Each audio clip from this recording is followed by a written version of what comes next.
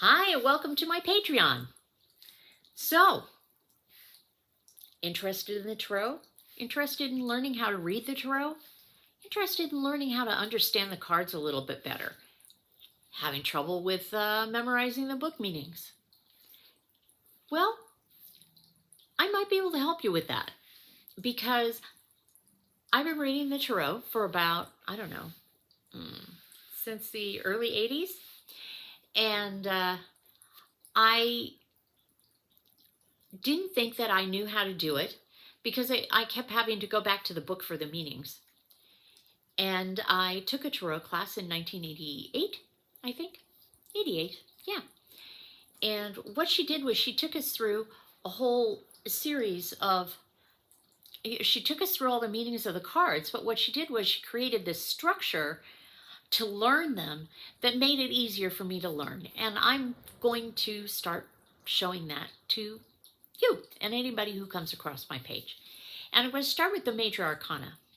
And then I'm going to show you how the Major Arcana, if you become a patron, we'll go a little bit deeper. I'm going to start with the cards first. Today we're going to do the Fool, which because the Fool is the beginning. But I'll show you, if you become a patron, of course, the way that the Major Arcana will connect with the number cards and what the court cards mean and how they all connect together and how all the suits connect with here and that, and be able to show you the patterns that you can find, which will help you access your intuition in order to do readings for yourself and for others if you want, or to just understand it. They're really interesting. And I know that people have a tendency, some people get scared of them. They're a tool. They're a tool. They're a bridge.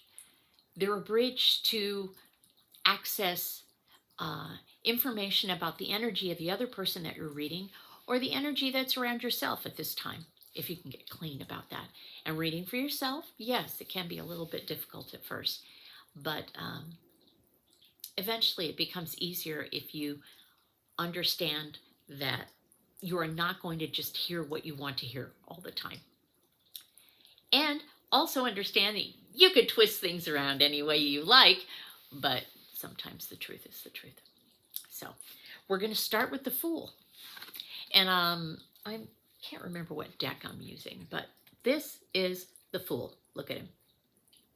So he's got, it's probably not politically correct to call it a little hobo bag. So he's got his little camping bag on his stick. He's got a cup in his hand, pretty sure. He's got his cup. The sun is shining. He's got a dog down by his feet. He's got his little dog friend. It's the Fool. It looks like he's about to leap off a cliff, about to walk off a cliff. But he's on a journey. So the Fool is the 0 card. This is the beginning. This is always the beginning of a journey of some sort, a leap of faith, as it were. So when I'm intuitively reading those cards, some of the things that I have in my memory banks about this card is the phrase leap of faith. It is a card about trust. It is a card about launching onto a new journey and trusting that everything will be all right, trusting that you will be taken care of. It is the beginning. It is this innocence. It is this naive sense of the world is opening up for me and I am open to the world and I am on a new adventure. I'm here to learn and experience new things, and I trust that my needs and everything will be taken care of. That's what I generally get about the card, but it also depends on who's in front of me, because it might show up something different depending on the client that's in front of me. But that's a basic structure, meaning of the card. Let me read to you the meaning that I looked up in the book. Okay, so some of it has the same talking points that I gave, but there might be a deepening of it that we can see from there. And it all depends on what hooks you in, because with me, sometimes it's phrases, sometimes it's an image of something, but what will hook you in? So the Fool keywords are upright, it is beginnings, innocence, spontaneity, and free spirit. Reversed, holding back, recklessness, and risk-taking. Again, or this is the first time you've heard it? I don't generally read the cards upside down as if it's something bad. I read them as something that you are resisting or something that's happening on a very deep level. So with the Fool, it could be resisting starting over. It could be resistance to trusting that everything will be okay. It could be just kind of barreling in. And I guess that could be the recklessness. Or it could be all these things are needing to be, all the positive qualities of the card are happening, brewing on such a deep level that you can't see evidence of it in the outside world yet. What about what happens right before you embark on something completely new? It's brewing. No evidence is out there. Path hasn't opened up yet. That's what happens when the card is reversed. But when the card is right side up, the path opens up and we start on it. We know that it's time to take that leap.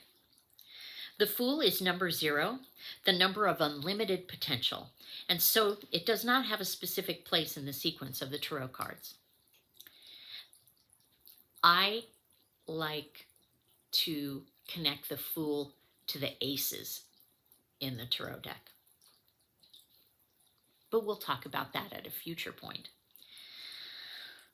The Fool can be placed either at the beginning of the Major Arcana or at the end. The Major Arcana is often considered the Fool's journey through life, and as such, he is ever present and therefore needs no number. He's the beginning and the end. On the Fool Tarot card, a young man stands on the edge of a cliff, without a care in the world as he sets out on a new adventure. He's gazing upwards to the sky. He's gazing upwards to the sky and is seemingly unaware that he is about to skip off a precipice into the unknown. Over his shoulder rests a modest knapsack. That's a good word for it. So much better than the word I was thinking. Containing everything he needs, which isn't much. Let's say he's a minimalist. The white rose in his left hand represents his purity and innocence. Oh, that's a rose, not a cup. Sorry about that. And at his feet is a small white dog representing loyalty and protection that encourages him to charge forward and learn the lessons he came to learn. The mountains behind the Fool symbolize the challenges yet to come. They are forever present, but the Fool doesn't care about them right now. He's more focused on starting the expedition.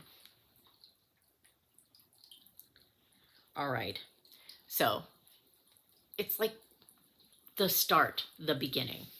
So this is the beginning of the tarot. It is, you know what? It's not even the idea yet. It's pre-idea. It's what happens when you have to open up to the idea, because the next card will be all about the idea. So we have just dove into the Fool a little bit. And this is the beginning and the end of the tarot journey. I like to call the Major Arcana like it's a spiral path.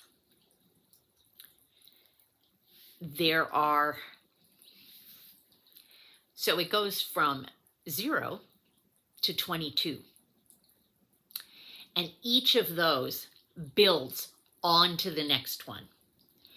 And not only do each of the Major Arcana build on to the next one, and you can make a story out of all of them.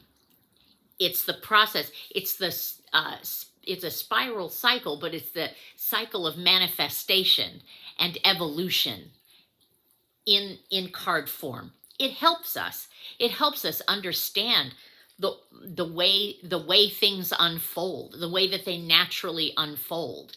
And that's the beautiful thing about the Major Arcana in the Tarot. And Major Arcana in the Tarot talks about our soul's evolution. The number cards And the court cards are mostly about everyday evolution, practical stuff, but the Major Arcana is about our soul's evolution.